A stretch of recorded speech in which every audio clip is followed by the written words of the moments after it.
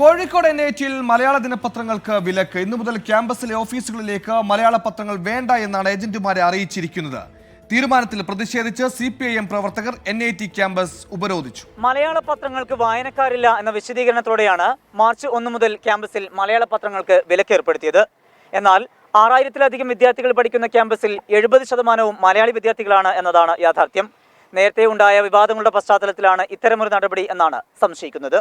NIT അധ്യാപിക ഷൈജ ആണ്ടവൻ നടത്തിയ ഗോഡ്സെ പ്രകീർത്തനം വലിയ വിവാദങ്ങൾക്ക് വഴിവെച്ചിരുന്നു. സംഭവം കേസാവുകയും ഇവർ മുൻകൂർ ജാമ്യം നേടുകയും ചെയ്തു. ഗോഡ്സെയെ പ്രശംസിച്ചത് പത്രമാധ്യമങ്ങൾ ചർച്ചയാക്കിയ സാഹചര്യത്തിൽ കൂടിയാണ് മലയാള പത്രങ്ങൾക്ക് വിലക്കേർപ്പെടുത്തിയത് എന്നത് ശ്രദ്ധേയമാണ്.